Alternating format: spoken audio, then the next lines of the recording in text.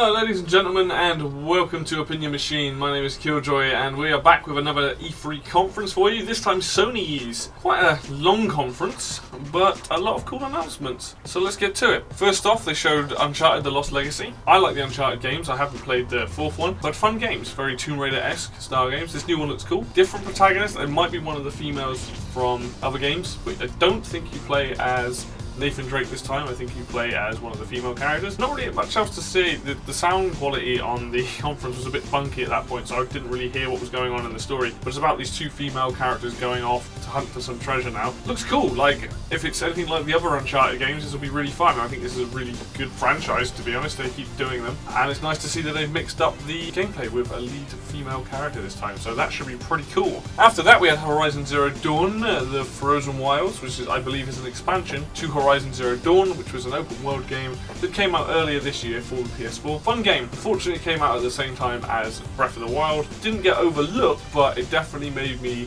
not enjoy the game as much because of the mechanics that were in Zelda, but actually really fun combat system, use of these cool weapons, very cool aesthetic with robotic sort of dinosaurs and creatures, and these sort of humans as like cavemen. Very much enjoyed that. If there's more of that, then great. The expansion looks pretty cool, set up in these snowy mountains and things, so lots to be excited for. Coming later this year as well, I believe. After that, we had Days Gone. This is a game that was shown off last E3, and this is an interesting game. I'm not that interested in it. It's a game, sort of open world game, I believe it's open world, in a wooded area with these hordes of zombies. It's a zombie game, but they're doing it in like hordes, and so you're not getting like one or two of them. They get masses of run around and stuff. If you like kind of like creeping around, stealthing and shooting things and avoiding zombies and stuff, it's probably going to be up your road. This is probably the most boring thing they showed off, excluding the VR games. It looked alright. It's very generic at this point to have zombies. Different setting, to be fair, different way of doing it, but we'll see. We'll see how it turns out. It might be fun, who knows. After that, we had Monster Hunter World. This is a very different looking Monster Hunter game.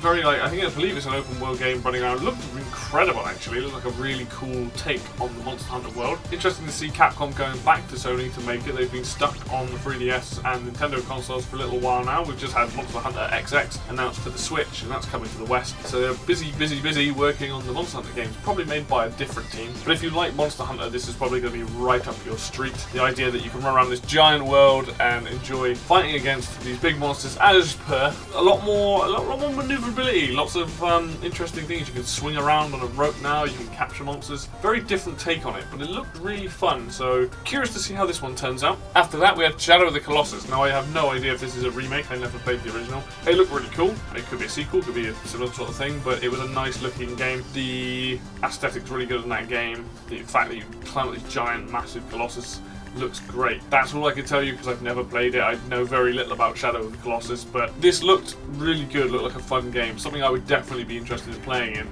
especially with a new version or a sequel or whatever. After that, we had a story trailer for Marvel vs. Capcom Infinite. I really want to play this game. I love the Marvel vs. Capcom games, and to see this show off more of the story mode in it is really cool. We've had it now with other fighting games, with Injustice, now we've got it in Marvel vs. Capcom. It seems to be really cool that fighting games have progressed to a point where we do get fully fledged stories in it now. There's not just an arcade mode. It's good to have that as well, but to have an actual story mode and see these things progress and be written looks really cool.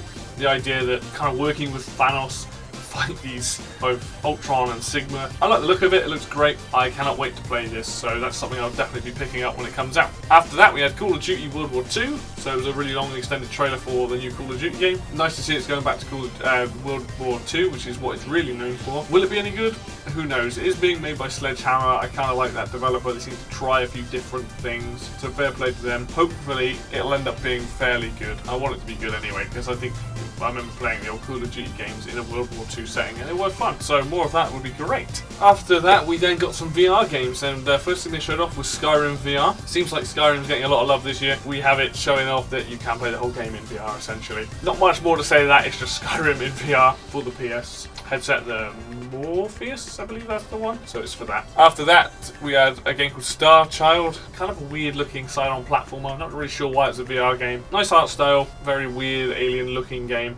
not much to say about it. It's hard to know what these things are like unless you're playing them in VR, I imagine. After that, we had The Impatient, which looked kind of cool. It's about a guy in, like, I think a mental hospital. There's some weird stuff going on there, maybe a slightly horror-esque elements between the game. Very interesting, probably quite a fun VR experience, to be honest, so that looked quite good. Then we had Final Fantasy, or Monster of the Deep, Final Fantasy 15. It's like a fishing game. I don't know why this exists, but it does. It looks like fishing in Final Fantasy, so if you like Final Fantasy 15, now you can fish in it.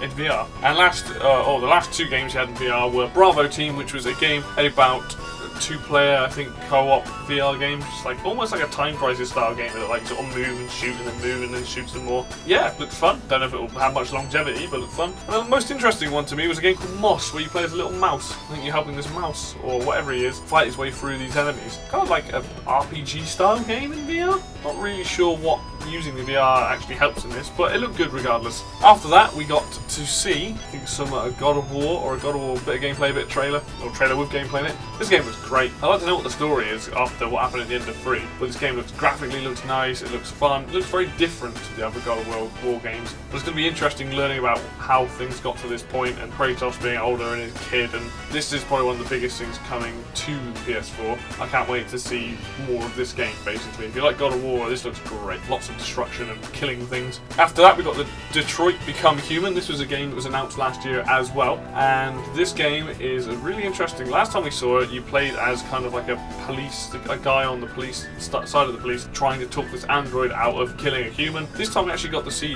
the android starting a revolution, and the amount of choices you can do. Like, you can run away from a mission, you can kill things, you can not kill things, you can do basically different ways to achieve a goal, and then that reflects in the story. So there's lots of options there. That looked really interesting, actually. This game, I wonder if there's multiple stories going on there, because like last time you saw the side of the police, now you're seeing the side of them. So I wonder if there's two different intertwining stories, which would be really cool. So definitely one to look out for. Then we had a trailer for Destiny 2. Didn't really care for Destiny. This might be better, but if you like Destiny, it's just more of the same. That's about all I can say on that. And then last off, we got a nice chunk of gameplay and a big trailer for Spider-Man. So the new Spider-Man game coming to the PS4 looks really fun. Looks like a really good Spider-Man game. I've heard about Spider-Man 2 being, or the second movie's game being like one of the best games. This looked really fun. I had an interesting combat system. I think it's got a bit of the Arkham style in there, with more moves, lots of contextual stuff in the environment, lots of swinging around. What they showed off looked really cool. There's a lot of QTEs in this game that